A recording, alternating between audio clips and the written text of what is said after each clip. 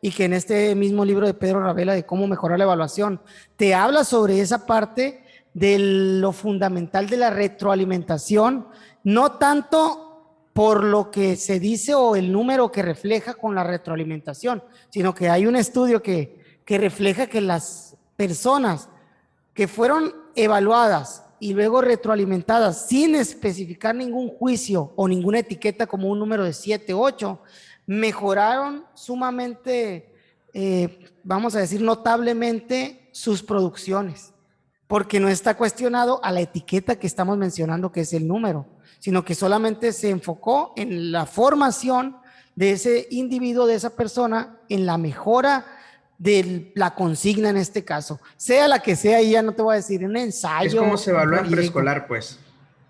En preescolar Sí, se evalúa, o sea, no hay una calificación, simplemente te van poniendo los aprendizajes esperados y el desarrollo que tuviste en ellos. Pero bueno, sí. entonces, ¿por qué calificamos de esta manera? O sea, si tenemos muchos libros que nos dicen o que nos guían hacia dónde hacerlo. Y es aquí donde vemos muchas veces la disrupción o la separación entre la teoría y la práctica. Porque como maestro podemos saber cómo evaluar, pero el momento de calificar llega un detalle y te lo voy a poner así. Ese mismo maestro, ese mismo director, ese mismo supervisor o ese mismo jefe de sector que anda promoviendo el libro de Pedro Ravela con sus docentes, que hace talleres y todo, a la hora de que el maestro aplica un 7, vamos a decirlo aplicado, bien aplicado de acuerdo a la evaluación, que hasta su proceso evaluativo, llega y, oye, no, pues estás en semáforo amarillo. Tienes un montón de niños en semáforo amarillo. Cuando la realidad es que o sea, si nos vamos tal cual a la parte numérica, maquillamos. Porque vámonos a los estudios que teníamos, a los exámenes externos, a las evaluaciones externas. Nos han dicho que México es un país de acuerdo vamos a decirnos, a parte numérica de 5, de 4, de 6, cuando nos ha ido bien. Pero ahora, ese 5, 4 o 6 se ve reflejado en las calificaciones que se ponen en el sistema educativo mexicano. Claro que no, porque también hay una parte donde el maestro se siente presionado a poner la calificación real, porque si tú pones la calificación real, va a llegarte seguimiento y tienes que demostrar por qué pusiste el 5, el 6, el 7. Y tú demuestras por qué lo pones y aún así, es que hay que ser considerado, y metemos el es que. Y date un consejo técnico. Vamos a suponer, voy a decir Andrés Morales, el maestro de la escuela Miguel Hidalgo, no, nombre común, para una escuela. Andrés Morales llevó un excelente proceso evaluativo sustentado y fundamentado con cierta teoría, libros de Pedro Ravela, de Silvia Meshkel, de quien tú quieras, y tienes tu proceso. Ahora, siguiendo ese proceso, tu calificación es justa. O sea, porque si no es un proceso justo de evaluación y que coincide con las evaluaciones externas, vamos a decir que tienes a la mayoría de tus niños en 6 o 7. ¿Qué pasa? ¿Qué pasa? ¿Con quién? Con la Contigo. escuela. Conmigo, Contigo, sí, con la escuela, obviamente. con el director, el supervisor y el jefe de sector Sí, que anda probablemente, promoviendo el taller del libro de Pedro Ravela.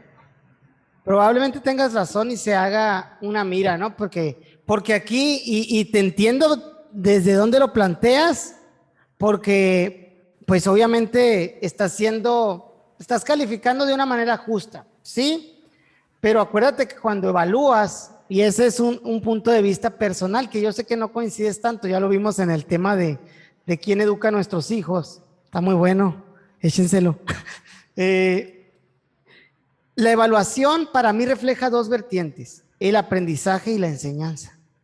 Entonces, obviamente, si tú tienes un salón de 6 y 7, todos, o más de la mayoría, un porcentaje muy alto, también tiene que ver, si estás evaluando un aprendizaje específico, un aprendizaje esperado específico, también tiene mucho que ver cómo es la cuestión de la enseñanza, qué estás haciendo al enseñar. Y ese, como te digo, es un punto de vista muy personal que yo así lo aplico. Si a mí en un examen el 60-70% me lo reprueba, no es culpa de los niños, el examen es el que está mal. Y si yo hice el examen, yo soy el que está mal.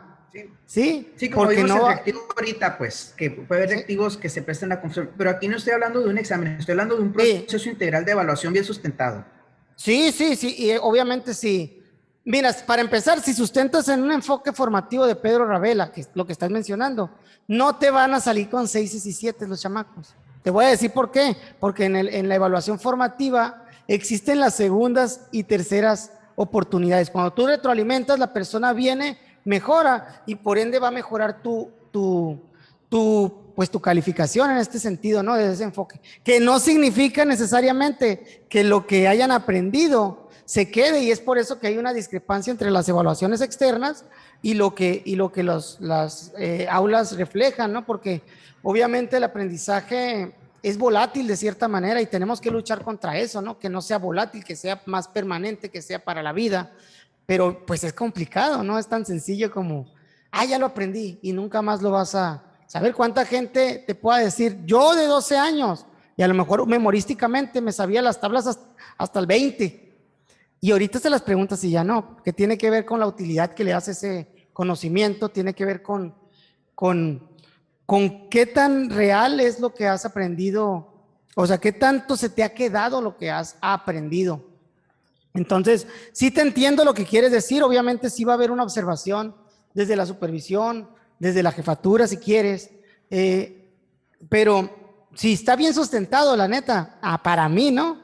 Va a ser como que, o sea, está bien, pero sí, a lo mejor tendríamos que ver qué hace falta mejorar, porque la evaluación, pues no nada más es conocimiento y no nada más es, el trabajar en un grupo no nada más es evaluación para empezar, y no nada más refleja conocimiento, también tiene que ver con motivación, también tiene que ver con relaciones interpersonales, y desde ese punto sí me ha tocado, ¿no?